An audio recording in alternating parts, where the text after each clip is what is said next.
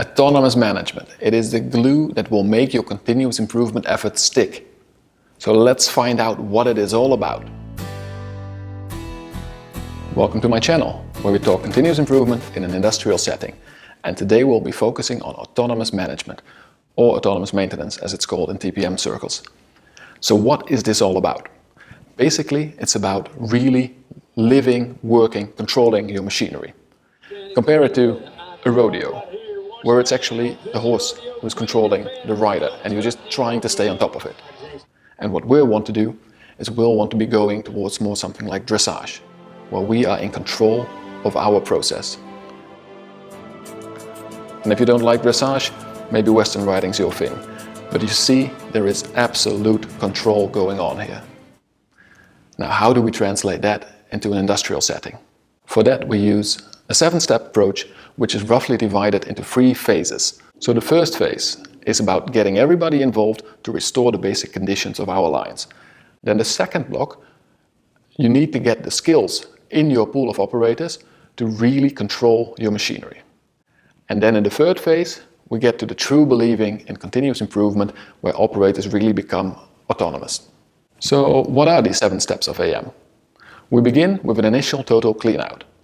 Then we want to understand why does our machine get dirty and remove those causes. And we move on to our first cleaning, inspection and lubrication standards. Then we really get the operators to do all the technical inspections of the line. And when we have that system running, we move on so that we actually incorporate every inspection into autonomous operator-driven inspections. And then we're ready for phase 6, where we go for standardization. Standardization of all the aspects surrounding the line. And when we got that right and we're already improving, we make sure that we keep improving on all the things we did before. And then you've got this continuous cycle of improvement really going. So let's go into the steps one by one. In the first step, the initial total clean out, we really get down into the machine and clean it with the pool of operators who works it, but also involve management. Compare it to bringing your car to a car wash or cleaning it by hand. I'm sure you will see more scratches and more details when you are the one doing the cleaning. And perhaps you're even getting to be a bit more owner of the car already.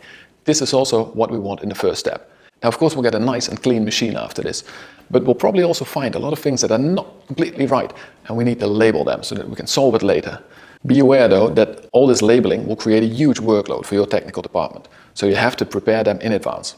Right, on to step 2, where we really focus on the cleaning system.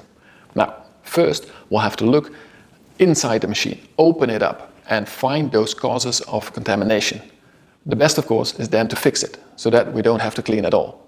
But if we cannot really fix it, if we still have some dirt or some product leaking somewhere, then at least put a tray under it, make sure it doesn't spread through your whole machine.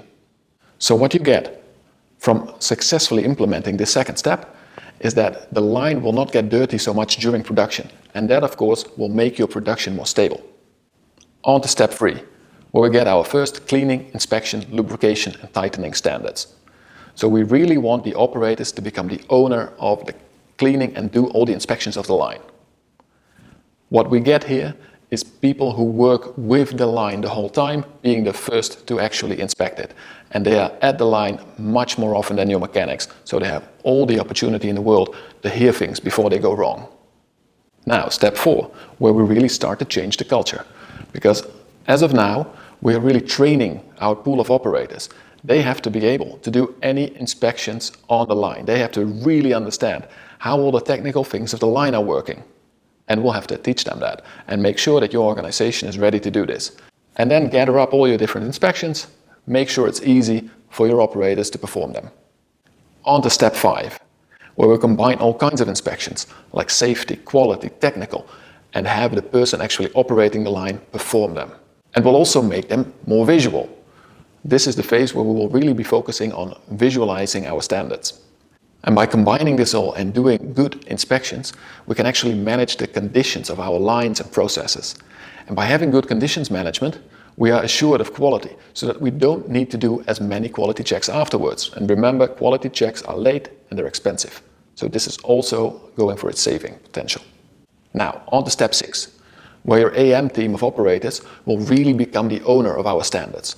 So they will be the ones to update the standards, to make sure that it works in their work practice, to make sure that it's all shared with the colleagues and that there is one good standard that everybody works with on that line. And finally, step 7, where we really involve everybody into the continuous improvement mindset. So here we improve again on all the previous steps that we did, and we make it very easy for the people performing the processes to improve and change the standards. Now, autonomous management is a journey. It's a culture change. So give it time, but also know that your management has to fully support it. This does not only ask something from your operators, this also asks management to hand over the ropes and to become supporters of the workforce. Is your factory ready for this? And which step are you struggling with? Let me know in the comments. I'd love to read your experiences. For now, good luck with your continuous improvement, and as always, enjoy the journey.